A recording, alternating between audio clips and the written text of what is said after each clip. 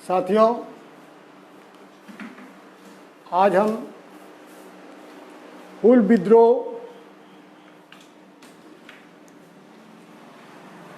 लेके आ रहे हैं आपके समक्ष। और आप साथियों से आग्रह है कि जो हमारे फेसबुक आईडी से जुड़ना चाहते हों कृपया जुड़ जाएं।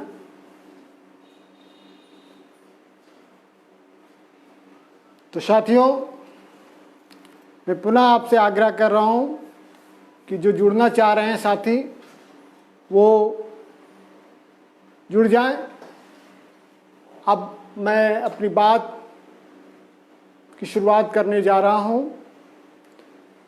साथियों, आज़ादी की लड़ाई में अनेकों लोगों ने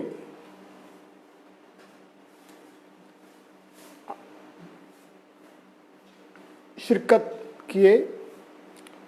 आज़ादी की लड़ाई में उन्होंने अपने को शामिल किया।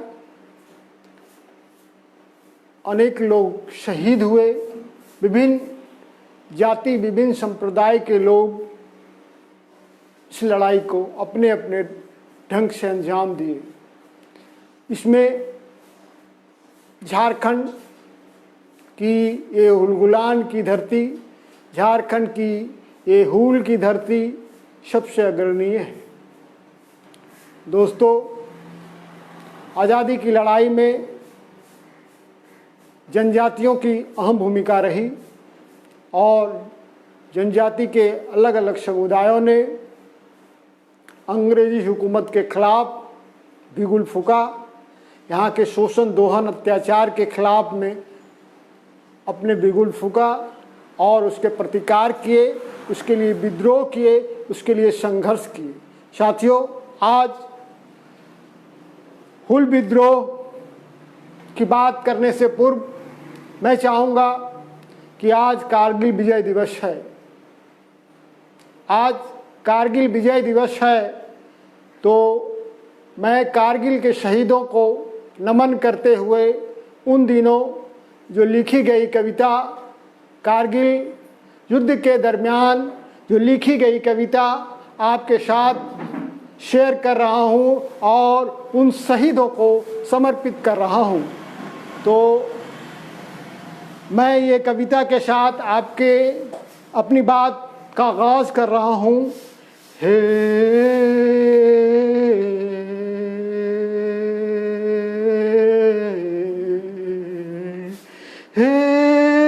शहीदों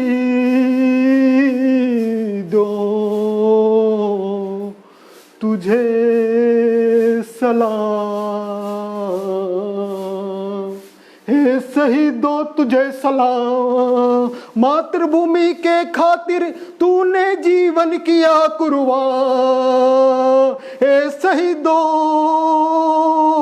तुझे सलाम। मातृभूमि के खातिर तूने जीवन किया कुर्बान, हे शहीदों तुझे सलाम।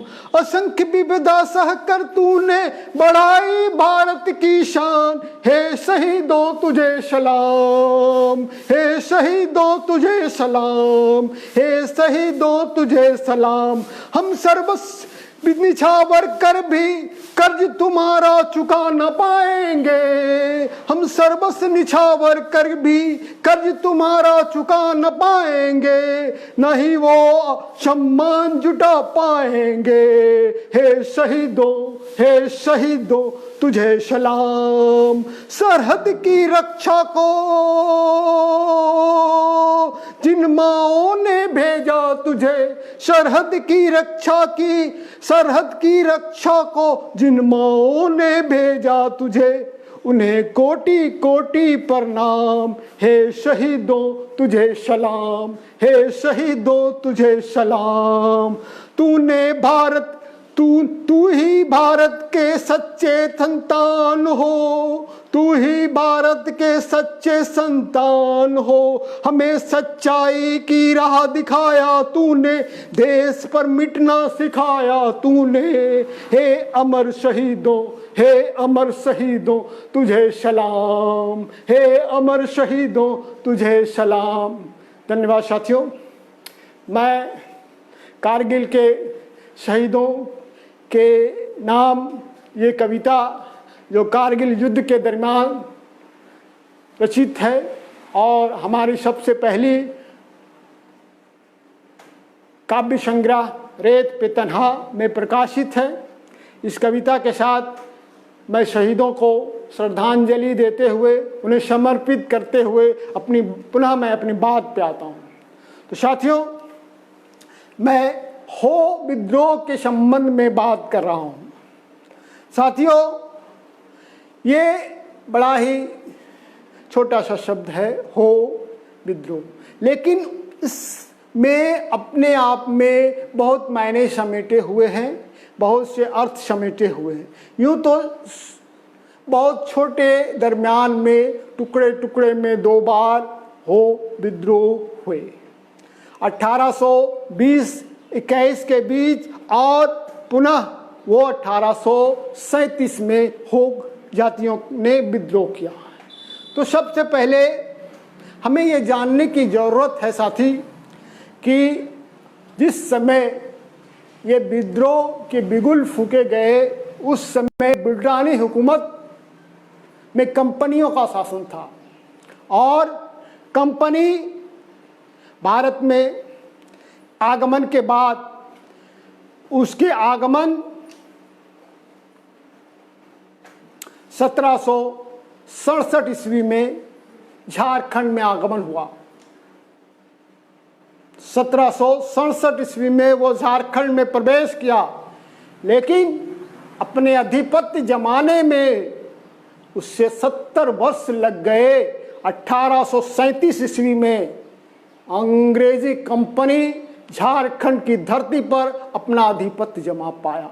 तो इससे साफ जाहिर होता है दोस्तों कि झारखंड की धरती उलगुलान की धरती है, झारखंड की धरती फूल की धरती है और यहाँ के सपूतों में अपने विरोध, अपने ऊपर होने वाले अत्याचार, जुल्म, शोषण, दोहन के शिकार तो जरूर होते हैं, लेकिन एक ऐसा समय आता है जब उनके धैर्य की बांध टूट जाती हैं और वो विद्रोह के लिए बिगुल फूंक देते हैं। ऐसा ही कुछ उन दिनों भी हुआ। कोल्हान स्टेट, जो कि हो जनजातियों की प्राचीन मानकीय मुंडा प्रथा का शासन व्यवस्था वहां कायम थी। 1818 में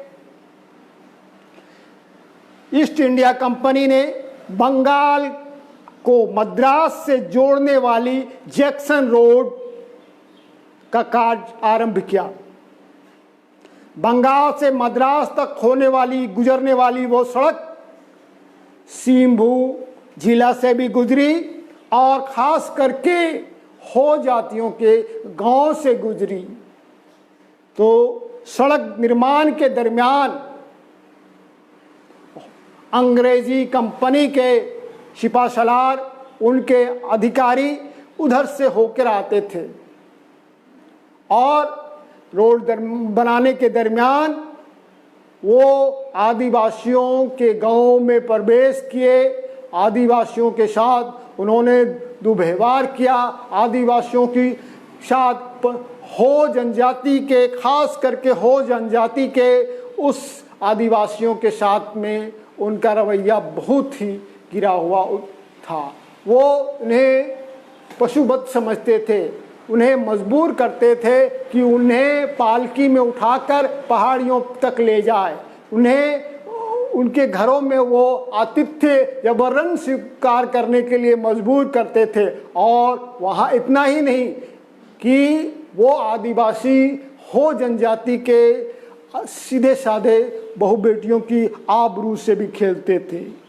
और इतना ही नहीं, वो टैक्स की दर भी इतनी बढ़ा दिए कि वहाँ के जो स्टेट को या आम रैयत को उस टैक्स की अदायगी में बहुत ही परेशानी का सामना करना पड़ता था। इन वजहों से हो जनजाति के बीच में एक विद्रोह फूटा और हो जनजाति के लोग अंग्रेजी हुकूमत को उखाड़ फेंकने, यहाँ के देसी दलालों को सबक सिखाने के लिए विद्रोह का बिगुल फूका। तो विद्रोह का बिगुल न सिर्फ शिंभू की धरती पे फूकी गई, बल्कि उसकी चिंगारी दूर तक गई, उड़ीसा तक फैल गई। और 1820-21 में जिस समय मेजर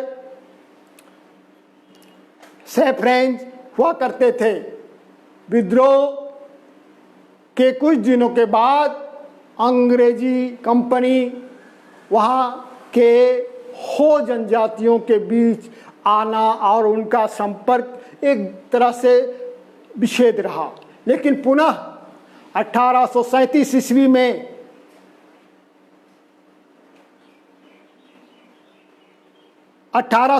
ईस्वी में हो जनजातियों ने विद्रोह किया।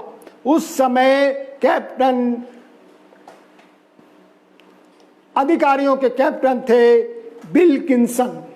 तो विल्किंसन के नेतृत्व में विद्रोह को दबाया गया और यूं कहें कि झारखंड में आधिपत्य जमाने का यही यहाँ पूरी तरह से हो जनजातियों के साथ में उसके विद्रोह को कुचला गया। और तब से झारखंड के कोल्हान क्षेत्र में खास करके अंग्रेजी हुकूमत और अंग्रेजी सिपाहसालार यूं कहें कि अंग्रेज उन दिनों व्यापार के लिए आते थे और वो पूरी दुनिया में दुनिया को अपना उपनिवेश बनाया। उनका मकसद था कि पूरी दुनिया पे हम साम्राज्य बनाएं और अपने बनाई हुई वस्तुओं का बाजार बनाएं। वो बाजार के लिए पूरी दुनिया पर आधिपत्य जमाया। यूँ तो ब्रिटेन के बारे में ये कहा जाता है दोस्तों कि उसकी सूरज कहीं डूबती नहीं थी, माने ब्रिटिश हुकूमत के सूरज डूबते नहीं थे। कहने का तात्पर्य ये है कि पूरी दुनिया में उसकी हुकूमत थी। और यहाँ तक कि आज जिस बड़े बड़े साम्राज्य, बड़े बड़े देश को हम देखते हैं जो विकासशील देश है, अमेरिका जैसे देश भी ब्रिटिश हुकूमत के गुलाम थे, उसके उपनिवेश के अधीन थे। तो उपनिवेशवाद का ये नीति रहा है और वो हमेशा ही अपने अधीनस्थ लोगों पर शोषण, दोहन और आधिपत्य जमा के शासन करना चाहते हैं। तो ये झारखंड में अंग्रेजी कंपनी का शुरुआत यहीं से होता है दोस्तों। तो इतना ही नहीं, जनजाति हुकूमत, अब हम इन बातों पे भी बात करेंगे। जब देश की आज़ादी हुई, देश आज़ाद हुआ, आज़ादी के बाद भी इन हो जनजातियों की सुधार नहीं हुए। उन्हें बार बार करना पड़ा, उन्हें लड़ना पड़ा अपने अधिपत्य के लिए। उससे पहले मैं चाहूँगा कि आप एक जरा हो जनजातियों के बारे में एक नज़र डालें। हो जनजाति जिनके बारे में मैंने कहा कि कोल्हान के क्षेत्र में हो जनजाति के प्राचीन मानकी मुंडा व्यवस्था प्रचलित था और वो शासनीय प्रणाली है। जो हो जनजाति अन्य जनजातियों से थोड़ा सा भिन्न है दोस्तों। हो जनजाति को सामाजिक, सांस्कृतिक, भाषाई और धार्मिक पहचान है, मौजूद है। ग्रामीण स्तर पर राजनीतिक सांगठनिक संगठन व्यवस्था भी है। उनमें एक अलग चीज क्या है, वो है उनका गोत्र। अन्य जातियों में, अन्य जनजातियों में या अन्य जातियों में हम देखते हैं हर जाति का एक उपजाति होता है, लेकिन हो जाति ऐसे जनजाति हैं जिसमें उपजातियां नहीं होती हैं, बल्कि इसमें होता है गोत्र, जिसे किली कहा जाता है। और सबसे विशिष्ट बात तो ये है कि ये जनजातियां एक गोत्र के लोग, एक किली के लोग एक गांव में ही रहते हैं, उनका एक ही गांव में होता है, और दूसरे गोत्र के लोग दूसरे गांव में रहते हैं। तो किली के आधार पे गांव का गठन है। कोल्हान क्षेत्रों में आज भी ये कायम है, किली के क्षेत्र आधार पे गांव में गांव का गठन है। एक किली के लोग माने एक गोत्र के लोग एक ही गोत्र में रहते हैं, दूसरे का हस्तक्षेप नहीं हो, इसीलिए वो गांव के अंतिम सरहद पे वो शासन माने पत्थर लगा देते हैं, जिसे आज के दौर में हम पत्थर गढ़ी की बात करते हैं। तो इनका इतनी सख्त कानून है, इनकी अपनी सामाजिक कानून इतनी सख्त है कि वो दूसरे लोग, बाहरी लोग उसके किले के अंदर प्रवेश नहीं कर सके। तो ये बहुत इनके सख्त कानून है, और बाहरी लोगों का हस्तक्षेप वो पसंद नहीं करते हैं। तो प्रत्येक गांव में शासन पत्थर जोड़ने की व्यवस्था है, जिसके तहत एक गांव में सिर्फ एक ही गोत्र के लोग अपना हक, हुकूक और अपने शासन को कायम रखेगा। अंग्रेजी हुकूमत आज़ादी के बाद भी अंग्रेजी हुकूमत चाहती थी कि नहीं, हो जनजातियों का ये सामाजिक रीति और सामाजिक शासन है, वो सामुदायिक स्वरूप है, ये संस्कृति है, और वो उसको खत्म कर दिया जाए। आज़ादी के बाद भी हमारे जो शासन व्यवस्था है उन्होंने भी यही किया।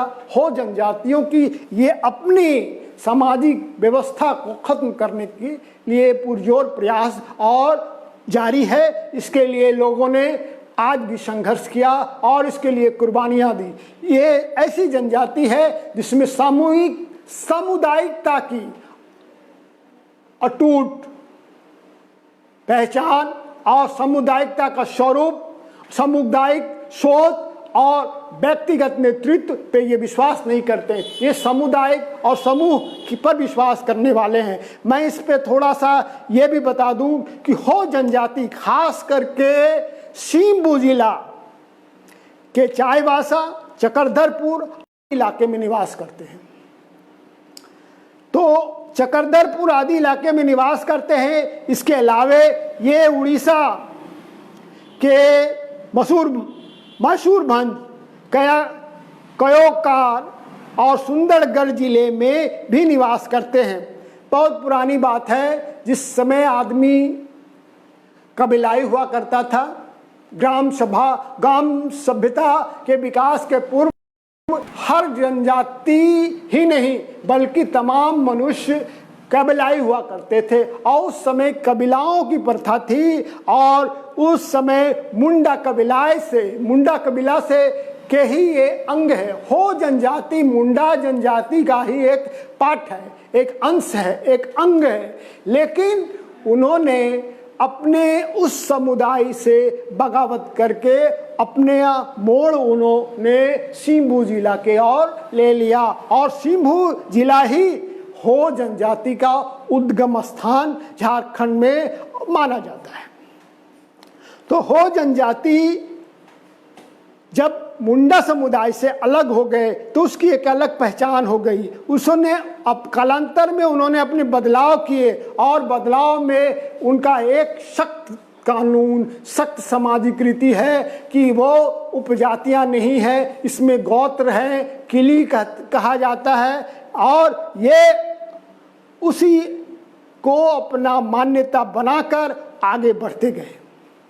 और आज भी उनका ये आधार कायम है। आज भी वो चाहते हैं कि हमारे गाँव में बाहरी लोगों का हस्तक्षेप नहीं हो, बाहरी लोगों का प्रवेश नहीं हो। ये हैं उनके बहुत सारे किले हैं, जो कि बाद में हम देखते हैं कि मुंडा के किले मान मुंडा के गोत्रों से मिलते जुलते हैं।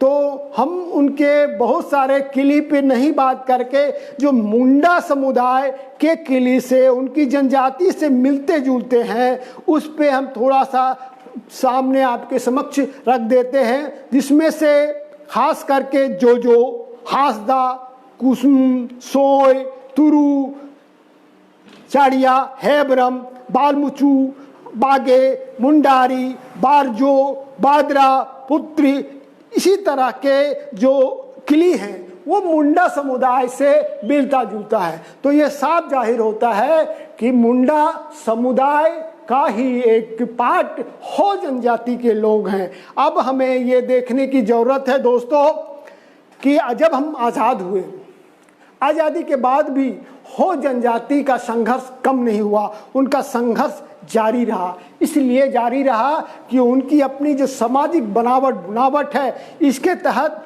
उन्हें बार बार व्यवस्था से टकराने की ज़रूरत महसूस हुई और वो व्यवस्था से बार बार टकराते रहे। अब मैं बता दूं, जब नए नए औद्योगिक विकास होने लगा, उद्योग के विकास होने लगे, बड़े बड़े बांध बनाए जाने लगे, उस समय जनजातियों की जमीन को जबरन अधिग्रहण किया गया और उनके जमीन पर जमीन से उसे बेदखल किया गया। तो ये विस्थापन की सवाल जो है, तो विस्थापन की सवाल को लेकर 1978 से लेकर 1985 तक 7 वर्षों के बीच 18 पुलिस गोलीकांड सिंहभूम जिला में हुआ। ये हो जनजाति के बीच संघर्ष और विद्रोह की जो ऊर्जा है, उसी के परिणाम स्वरूप उन्होंने अपने हुकूमत के द्वारा भी किए गए अत्याचार के विरोध में बिगुल फूका और जिसके नतीजा स्वरूप 18 गोलीकांड झेलने पड़े, जिसमें अनेकों निर्दोष हो जनजाति के लोगों की जानें गई। 80 में सबसे भीषण गोलीकांड खदान क्षेत्र गोवा शहर में हुआ, जिसमें करीब 12 हो जनजाति इसके शिकार हुए। उनकी सैकड़ों लोग के घर द्वार को ध्वंस कर दिया गया। इस तरह से हम देखते हैं कि 1978 से लेकर 83 तक इन वर्षों में सिंहभूम के चाईबासा और चक्रधरपुर में 600 आपराधिक मुकदमे दर्ज किए गए, जिसमें से सिंहभूम के सीजीएम द्वारा 1985 में उच्चतम सुप्रीम कोर्ट को एक रिपोर्ट भेजी गई, जिसमें ये दिखलाया गया, इस रिपोर्ट में ये बातें दर्ज है कि 14,000 आदिवासियों पर 5,160 मुकदमे सिंहभूम के विभिन्न अदालतों में लंबित है। इस बात और इसमें कुछ मुकदमे जो है 1960 के भी हैं। इस तरह से साफ जाहिर होता है कि 100 में से एक आदिवासी हो जनजाति के जो लोग हैं उन्हें अदालत के चक्कर लगाने पड़ रहे हैं। हो जनजाति का नेता गंगाराम कोड़िया विस्थापन की लड़ाई में लड़ते हुए शहीद हो गए। तो गंगाराम कोड़िया, तो इस तरह से भी बातें सामने आ रही है कि हो जनजाति के लोग किस तरह से विद्रोही ख्याल के हैं और अपने ऊपर होने वाले दुराचार, अत्याचार, शोषण के विरोध में वो लड़ाई लड़ते हैं। आज भी उन्हें इनके शिकार होना पड़ रहा है। मुख्य रूप से जो शासनिक व्यवस्था है, उस शासनिक व्यवस्था कमोबेश यूँ कहें कि अंग्रेजी हुकूमत को तो हमने ख़त्म कर दिया, उनसे आज़ादी ले ली, लेकिन आज भी जो हुकूमत है वो हुकूमत कमोबेश अंग्रेज के द्वारा बनाई गई जो संचार व्यवस्था थी, जो कानून व्यवस्था थी, आज भी वो संचालित है।